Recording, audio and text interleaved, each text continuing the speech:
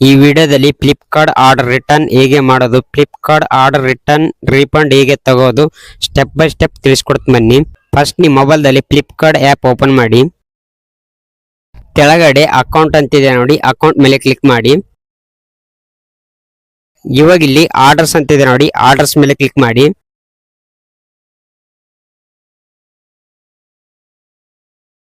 ಇವಾಗ ಇಲ್ಲಿ ನಿಮ್ಗೆ ಡೆಲಿವರಿ ಆಗಿರೋ ಐಟಮ್ ಮೇಲೆ ಕ್ಲಿಕ್ ಮಾಡಿ. ಇವಾಗ ಇಲ್ಲಿ ನೀವು ರಿಟರ್ನ್ ಮಾಡೋ ಲಾಸ್ಟ್ ಡೇಟ್ ಕೊಟ್ಟಿರ್ತಾನೆ ನೋಡಿ, ಕೆಳಗಡೆ ಇದೆ ನೋಡಿ, return policy valid date August 17 ಅಂತ. ಅಷ್ಟ್ರ ಒಳಗಡೆ ನೀವು ನಿಮ್ಮ ಐಟಮ್ನ ರಿಟರ್ನ್ ಮಾಡಬೇಕು, ಇಲ್ಲಾಂದ್ರೆ ರಿಟರ್ನ್ ಆಗಲ್ಲ. ಆಗಸ್ಟ್ 17 ದಾಟಿದಂದ್ರೆ ರಿಟರ್ನ್ ಆಗಲ್ಲ. ಇದೇ ತರ ನಿಮಗೊಂದು ಡೇಟ್ ಕೊಟ್ಟಿರ್ತಾನೆ, ಆ ಡೇಟ್ ಒಳಗಡೆ ನೀವು ರಿಟರ್ನ್ ಮಾಡಿ. ನೀವು ರಿಟರ್ನ್ ಮಾಡಬೇಕಂದ್ರೆ ಮೇಲ್ಗಡೆ ಎಲ್ಪ್ ಅಂತಿದೆಯಲ್ಲ, ಎಲ್ಪ್ ಮೇಲೆ ಕ್ಲಿಕ್ ಮಾಡಿ. ಇವಾಗ ಇಲ್ಲಿ ರಿಟರ್ನ್ ಐಟಮ್ ಅಂತಿದೆಯಲ್ಲ, ರಿಟರ್ನ್ ಐಟಮ್ ಮೇಲೆ ಕ್ಲಿಕ್ ಮಾಡಿ.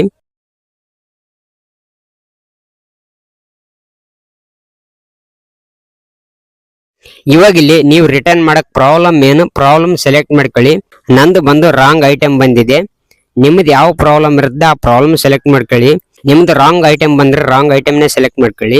ಇವಾಗ ಇಲ್ಲಿ ಇಷ್ಟು ಪ್ರಾಬ್ಲಮ್ ಇದೆಯಲ್ಲ, ಇಷ್ಟು ಪ್ರಾಬ್ಲಮ್ ಇದೆ, ನಿಮ್ದು ಯಾವ ಪ್ರಾಬ್ಲಮ್ ಇರುತ್ತೆ ಆ ಪ್ರಾಬ್ಲಮ್ ಸೆಲೆಕ್ಟ್ ಮಾಡ್ಕೊಳ್ಳಿ. ಸೆಲೆಕ್ಟ್ ಮಾಡ್ಕೊಂಡ ನಂತರ ಕೆಳಗಡೆ ಕಮೆಂಟ್ ಅಂತಿದೆ ನೋಡಿ, ಕಮೆಂಟ್ ಮಾಡಿ. ಒಂದು ಕಮೆಂಟ್ ಮಾಡಬೇಕು.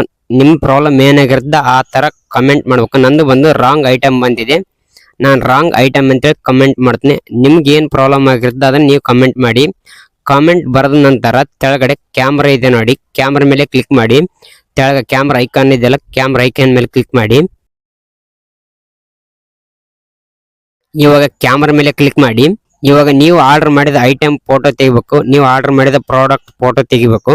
ನಾನೊಂದು ಗಮ್ ಆರ್ಡರ್ ಮಾಡಿದ್ದೆ, ಅದ್ರ ಫೋಟೋ ತೆಗಿತು ನೋಡಿ. ಅದೇ ತರ ನೀವು ಉದಾಹರಣೆಗೆ ತೋರಿಸ್ತಿದ್ದೀನಿ.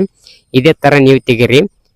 ನೀವು 2 ಫೋಟೋ ಕೇಳಿದ್ರೆ 2 ಫೋಟೋ ತೆಗಿ, ಹಿಂದ ಮುಂದೆ ಕೇಳಿದ್ರೆ ಹಿಂದ ಮುಂದೆ ತೆಗಿರಿ, ಒಂದೇ ಕೇಳಿದ್ರೆ ಒಂದೇ ತೆಗಿರಿ. ತೆಗೆದ ನಂತರ ರೈಟ್ ಮಾರ್ಕ್ ಮೇಲೆ ಕ್ಲಿಕ್ ಮಾಡಿ. ಫೋಟೋ ಅಪ್ಲೋಡ್ ಆಗುತ್ತೆ, ಅಪ್ಲೋಡ್ ಆಗುತ್ತೆ ಸ್ವಲ್ಪ ವೆಯ್ಟ್ ಮಾಡಿ. ಫೋಟೋ ಅಪ್ಲೋಡ್ ಆಗ್ತಿದೆ ನೋಡಿ. ಅಪ್ಲೋಡ್ ಆದ ನಂತರ ಕೆಳಗಡೆ ಕಂಟಿನ್ಯೂ ಅಂತಿದೆ ನೋಡಿ, ಕಂಟಿನ್ಯೂ ಮೇಲೆ ಕ್ಲಿಕ್ ಮಾಡಿ. ಇವಾಗ ಇಲ್ಲಿ ರಿಟರ್ನ್ ಕೆಳಗಡೆ ಚೆಕ್ ಬಾಕ್ಸ್ ಇದೆ ನೋಡಿ, ಚೆಕ್ ಬಾಕ್ಸ್ ಒಂದು ರೈಟ್ ಮಾರ್ಕ್ ಹಾಕಿದ ನಂತರ ಕಂಟಿನ್ಯೂ ಮೇಲೆ ಕ್ಲಿಕ್ ಮಾಡಿ. ಇವಾಗ ಇಲ್ಲಿ ನಿಮ್ಗೆ 2 ಆಪ್ಷನ್ ಇದೆ ನೋಡಿ. ರೀಫಂಡ್ ಸೆಲೆಕ್ಟ್ ಮಾಡಿದ್ರೆ ನಿಮ್ಮ ಹಣ ವಾಪಸ್ ಬರುತ್ತೆ. ಕೆಳಗಡೆ ರೀಪ್ಲೇಸ್ಮೆಂಟ್ ಬೇಕಂದ್ರೆ ನಿಮ್ಗೆ ಬೇರೆ ಐಟಮ್ ಕಳಿಸ್ತಾರೆ. ನನಗೆ ಹಣ ವಾಪಸ್ ಬೇಕು, ಅದಕ್ಕೆ ನಾನು ರೀಫಂಡ್ ಸೆಲೆಕ್ಟ್ ಮಾಡಿದ್ದೀನಿ. ರೀಫಂಡ್ ಸೆಲೆಕ್ಟ್ ಮಾಡಿದ ನಂತರ ಕೆಳಗಡೆ ಬ್ಯಾಂಕ್ ಅಕೌಂಟ್ UPI ಅಂತಿದೆಯಲ್ಲ ಅದನ್ನು ಸೆಲೆಕ್ಟ್ ಮಾಡಿ.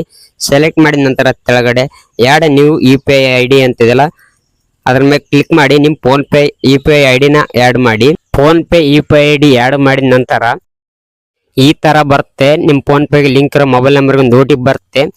ಇವಾಗ ಪ್ರೊಸೀಡ್ ಮೇಲೆ ಕ್ಲಿಕ್ ಮಾಡಿ, OTP ಬರುತ್ತೆ. ಕಂಟಿನ್ಯೂ ಮೇಲೆ ಕ್ಲಿಕ್ ಮಾಡಿ, ಅಲೋ ಕೊಡಿ.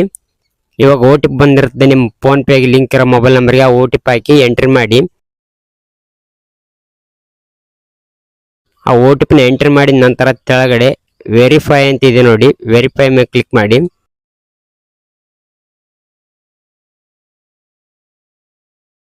ಕೆಳಗಡೆ ವೆರಿಫೈ ಅಂತಿದೆಲ್ಲ, ವೆರಿಫೈ ಕ್ಲಿಕ್ ಮಾಡಿ. ಕ್ಲಿಕ್ ಮಾಡಿದ ನಂತರ ನಿಮ್ಮ phone pay UPI ID add ಆಗುತ್ತೆ. ಆ್ಯಡ್ ಆದ ನಂತರ ಕೆಳಗಡೆ ಕಂಟಿನ್ಯೂ ಅಂತಿದೆಯಲ್ಲ, ಕಂಟಿನ್ಯೂ ಮೇಲೆ ಕ್ಲಿಕ್ ಮಾಡಿ.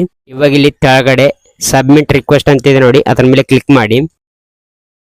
ಇವಾಗ ನೋಡಿ ರಿಟರ್ನ್ ರಿಕ್ವೆಸ್ಟ್ ಅಪ್ರೂವಲ್ ಆಯ್ತು. ಅಪ್ರೂವಲ್ ಆದ ನಂತರ ಪ್ರಾಡಕ್ಟ್ ಯಾವಾಗ ರಿಟರ್ನ್ ಹೋಗ್ತದೆ, ರಿಟರ್ನ್ ಹೋದ ನಂತರ ಅವರು ರೀಫಂಡ್ ಮಾಡ್ತಾರೆ, ನಿಮ್ಮ ಹಣ ವಾಪಸ್ ಕೊಡ್ತಾರೆ.